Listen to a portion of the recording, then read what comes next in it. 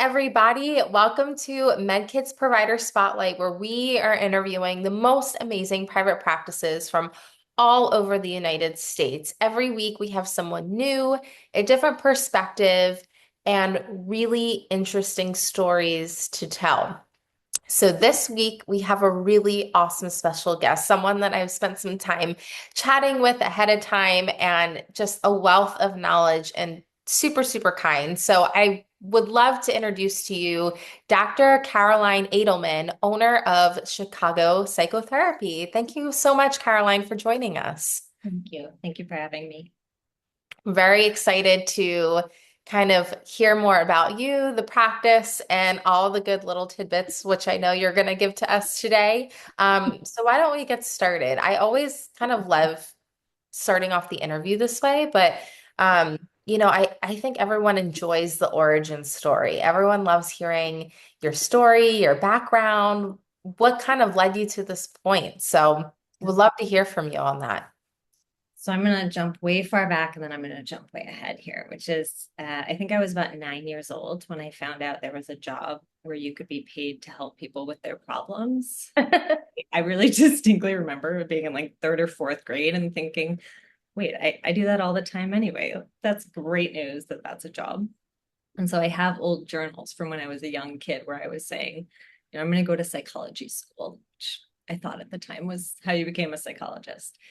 And so I made up my mind pretty young, but then starting about 10 years ago, a little over 10 years ago, I decided to start a practice. I was back in Chicago. My first daughter had been born 10 months earlier, and um, I think like a lot of new working parents was spread pretty thin. Hmm. Oh, I loved my work. I'd always loved my work, but I wanted more control over the dosing of it and where I was spending my time. And so at that point, I decided to do some part-time private practice, some part-time continuing teaching at Northwestern, where I was teaching at the time, and then part-time work in a school that was actually the school I had gone to as a child and where I wanted my children to go. And so that sounds like a lot because that's three part-time jobs, but it was actually a lot more flexible than what I had been doing. And so that was the very origin of my practice. And as I continued to teach at Northwestern, I had a number of students that were just wonderful, and I stayed in touch with in sort of an informal mentorship role. And one of those students, a few years into my practice, said, basically, would you consider hiring? I want ongoing mentorship. Um, and we're having these conversations anyway. Have you thought about hiring? And to be totally honest, my thought was, for you, I would. And I love that because that person is now our training director and still with the practice and has been with me the whole time. And a number of other former students of mine have come and worked at the practice over time, along with a bunch of other folks. But um, we sort of built up really intentionally because it was rooted in a very clear choice to be an ongoing learning, ongoing mentorship place. It really felt like there were a lot of trade-offs I was seeing in the field and Hmm. experiencing in the field between caring for providers and meeting um, Yeah. the needs of patients. There are a lot of wait lists at good practices, but a lot of burnout in providers. And so I made a decision early on that through a number of things that I was doing with the practice, I was going to try to take really, really good care of my people so they could take really, really good care of their clients, and to be a place where we never stopped learning. And I think that is still mostly true to this day. That's amazing. One, I love hearing your story about being a little girl and going to psychology school. I think I love, there are some people in life that knew what they wanted to do from the beginning. And I love that how this has always been your passion and helping people. And I can see that coming through not only in the way that, you work with your clients, but in the way that you work with your staff and hearing how people wanted to work with you so early on and, and how much you've been able to help them, which obviously you reap what you sow in the best and the worst ways too. And so what you have done to build this is amazing and obviously a testament to you, who you are as a person. So this is why I always love hearing the origin story and, hearing where people's passions lie, because I think that makes the practice what it is. Thank you. And I would be remiss if I didn't say, I mean, I really appreciate that. Those are very kind words. I also think that probably the best thing I've done is just hire great people, right? And so one of the things that's become very clear to me in a leadership role is that it's never just about one person. It's about surrounding yourself with great people if you're trying to build something that's going to be great and sustainable.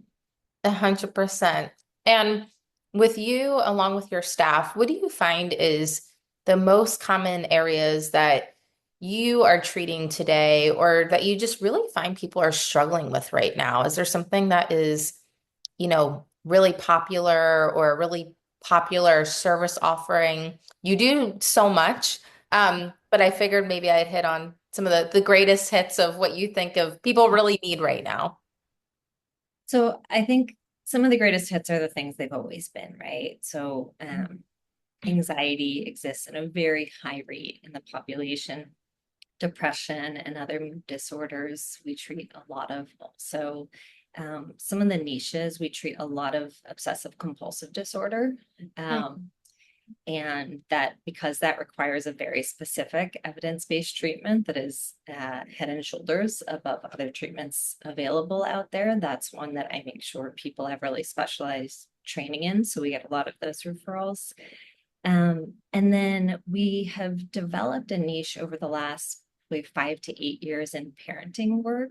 I've always done that work. I've always loved that work, but I really encourage my whole team to think of people in context, right? Nobody exists in a vacuum. Nobody develops in a vacuum. And if we really want to do right by the kids that we're serving, we need to understand them in the context of their family systems, and we need to support those family systems in providing effective day-to-day support for their kids. Mhm.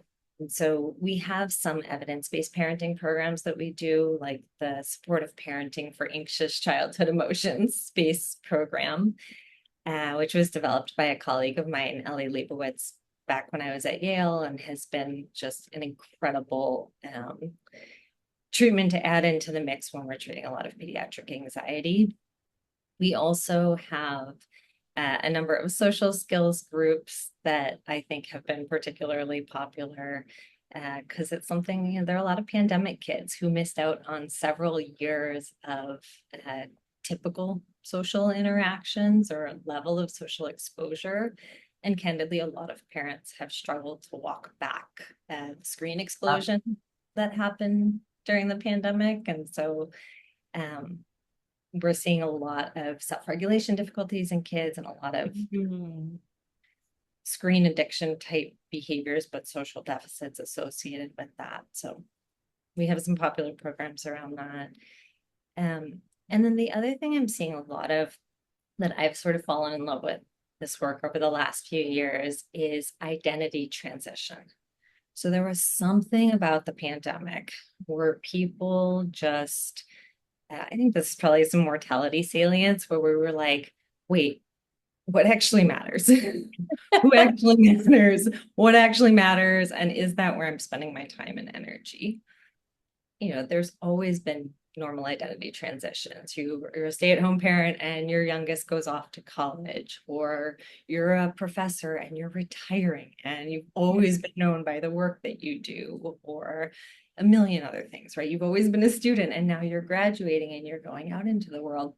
So those have always been identity transitions, but a lot of people had these sort of internal transitions of, is this actually who I am and what I want to be doing with my life? And I love that work because it's values work and it's meaning work and it's not a push. It's not required of people. Yeah, Right. It's like an invitation into a new way of doing life. And I love that work. that's amazing. I think I'm really glad that you talked about the pandemic because I do think that accelerated a lot of things for people. Yeah. It gave us time to reflect, but also time for no distractions in a way. Yeah. And then also created distractions with the use of social media and other things, right? So it became like a two-prong issue, Yeah. so to Yeah. say.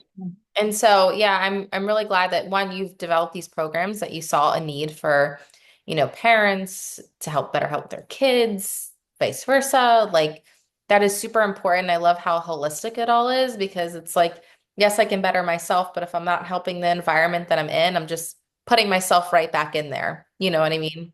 Right. For sure. I love that. Super, super cool. Another thing that I do really like talking about, and you've mentioned a little bit in terms of the services that you had talked about and just who you are as a person, how you are as a leader, but how else would you say your approach is different than other people around you? Yeah. So I think that the kind of backbone of everything we do is evidence-based therapy. I wish that didn't distinguish us. I think that should be the standard of care. Mhm. Fortunately, there are a lot of folks not doing evidence-based care out there, and there are a lot of misconceptions about evidence-based care and what it is and what it isn't. Mhm. So let me say what I mean.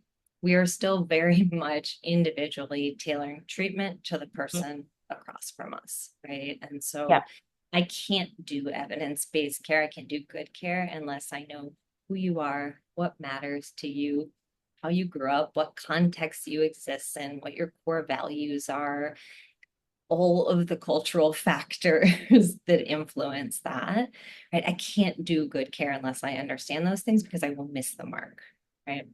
That said, once I know what really matters to you and what's getting in the way of it, there are some common factors, right? And they're transdiagnostic. So, for example, emotion dysregulation. We see that in anxiety, we see that in depression, we see that in personality disorders, we see it in a lot of different things, right? A dysregulation of emotions, a difficulty re-regulating emotions. Once I understand that that's getting in the way and how it's getting in the way in your life in particular, then I can take evidence-based strategies for emotion regulation and really help with that particular concern, Yeah. right? Or anxiety and the avoidance cycles and the reassurance seeking cycles that we engage in with anxiety. I can't know, except from the person sitting across from me, what that looks like in their life and why it's a problem for them in particular. But once I know those things from them, we can work in partnership and I can give them tools through a kind of exposure-based therapy, again, gold Mhm. standard treatment, that really help them bring those tools to kind of live out their values in their lives and keep this from getting in the way so much. That makes total sense. I feel like in life, we complicate things so much. And when you explain that, I'm like, that makes so much sense. That of course. And I feel like in life, the simplest things are true. And so Yeah. I really love that. And thank you for explaining it. And I love how you already started to creep in there. But my one of my favorite things to talk about, and it still stands true. I do this, every single week, different people. I ask more or less this question every single time because no one has provided me the same answer twice. And so I love this. Mhm. But you talked about misconceptions. And in this day and age, there are a lot of them, and especially in all the corners of healthcare, um, is very confusing for people, anyone. And I think the internet is a great tool. It's very powerful, but can also be really detrimental. It can Yeah. really steer you in a bad direction, reading the wrong things, and not everything that you read online is true. So, um, contrary to what some other people might say. Uh, but how do you address that with people? Oh, I read this online and what do you think? Or this must be true. What are maybe some misconceptions that you feel like you're debunking on a day-to-day basis? What do they look like? I think honestly, the biggest misconception falls somewhere under the umbrella of mental health is a thing you have or don't, and it sort of happens to you, Hmm. right? So this idea of there's kind of mentally healthy people or well-adjusted people and maladjusted people or people with mental illness. And that is nonsense. That's like saying there's physically healthy and physically unhealthy people as if that was a kind of just condition you were born with. Your mental health and your physical health work no differently. You have some genetic loading, right, that put you at higher risk of certain things. But then all of the things you do within your control to care for yourself and to care for Yep. one another, those determine your mental health at any given time, and it's completely dynamic. Mm. And so, yes, for sure, there are things that create more risk, and there are things that buffer against risk. We know, for example, people who have a certain number of adverse childhood experiences that are essentially traumatic stressors have significantly higher risk of certain mental health outcomes over time, but it's not fated, right? It just means they have to have that much better support in order to recover and stay afloat. The same way that if you had a kind of exposure to significant toxins when you were young, you would probably need to take that much better care of your physical health. So I think that's a big one is I just hear people talking about, even with the stigma attached to therapy for some Yeah. folks, sort of what does this mean about whether you're a mentally healthy person or not? And I think that entire framework is nonsense. I really like that. No one has ever explained it in that way, but I love what you said at first is that, mental health is dynamic. Yeah. That's a huge word. It brings so much understanding to what people are thinking. Because I do think people do lop things into one bucket or the other, and there's no in between. Yeah. Really Yeah. smart. Yeah.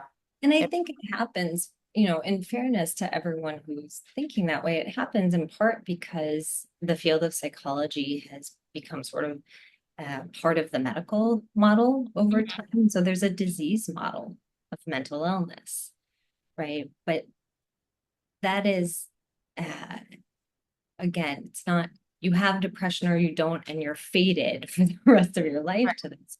If I interviewed 100 people and I said, have you had periods of your life where you felt off or down or extremely stressed or out of touch with what mattered to you, or like you lost the plot, or some combination of these things that tend to make us feel unwell with our mental health, almost everyone, at least by the time they were adults, would say yes. Yeah. And if I asked, have you had periods where you felt good and connected and aware of what was meaningful for you? And like there was alignment between where you were spending your time and energy and what matters to you, most people would say yes, right? But Hmm. on balance, if we sort of commit to the practices that keep us in that alignment and are aware of the vulnerabilities we have and how to care for ourselves in light of those, and also, this is huge because we're social creatures, how to care for one another in ways that keep our energy stores going, that hold us accountable for being good to ourselves and each other. Um, I think you're going to spend a lot more time in the mental health side of that equation. Yep. Totally makes sense. Good, amazing breakdown. I feel like I feel like for the people in the back, you know, they really needed to hear that because yeah, that's a huge misconception. Yeah. And I think a lot of people get that wrong. Even if they don't think about it that way, maybe subconsciously they're thinking like that. And Yeah. so, yeah, really amazing. Thank you so much. I don't want to harbor too much on the subject, but is there any other amazing misconceptions that you might have for us or in terms of whether it's your field or something that you get asked a lot? Um, I think maybe one other that is sort of related to what I was mhm. just saying is this idea that absence of illness is the same as health. Mm, That if you're not depressed, if you don't have clinical anxiety, if you don't meet criteria for some diagnosis, then mm, you're here. yep. And nobody wakes up with the hopes of being meh. Right? Like Adam Grant wrote this article about languishing during the pandemic for the New York Times. It was massively shared around because everyone was kind of in this languishing meh state. Yeah. And we all knew like this doesn't feel good enough, right? And so I am really into the field of positive psychology, which is the Yeah. other side of the coin from a lot of that kind of Mhm. deficit disease-based model in Mhm. psychology. And says, what are the things that actually contribute to thriving, to flourishing, to feeling a sense of well-being, not just Yeah. absence of illness? Um, and so that too is I would really encourage people, you don't have to be really suffering to benefit from therapy. You Yeah. can be wanting more in a way that feels possible and doable, but you've got to figure out what to prioritize, where to realign, what's in the wrong dose in your life right now. And I actually think some of the most rewarding work I get to do with folks is when they just get to focus on uh, building up a life that feels really meaningful to Yeah. them. That makes a ton of sense. And yeah, I wish people wouldn't wait or they would realize that, yes, this is for them. You don't have to be in some crazy dire state to be able to be your best or live the life that you really are searching for and want. Um, so that's amazing in itself. I love all of these misconceptions, hit on some major, major subjects. But well, while we're at it, since you're giving such great advice and tips, I'd like to continue that. And this one is kind of like a interesting two-pronged question. Um, there are some advice or tips that you might typically give to clients on a day-to-day basis. I'd love to know, one, if someone could do something today to move themselves forward in a positive direction, what would that be? But also, because of your amazing background and also because there are so many other private practices that come on and watch this, what would be a pro tip for you? So pro tip for clients, but also pro tip for other private practices out there that, you know, are just starting, or maybe they've been in their 20th year. What do you think has been an amazing thing for you that you think maybe other practices could benefit from hearing? Yeah. Yeah. These may be different versions of the same response, which is I am primarily an exposure therapist, meaning I mostly treat anxiety and adjacent conditions. And so um, I have a bias here, which is that I think we need to practice doing what scares us when it aligns with what matters to us. Mm. There's this image in my head from a talk I attended years ago, and I wish I could give proper credit here, but I don't remember the person's name who gave the talk. But the image was a person standing on a diving board Mhm. and waiting for the courage to jump, not knowing how cold the water would be, not knowing how it would feel to get in the water. And the caption was, "The courage is in the water." Huh.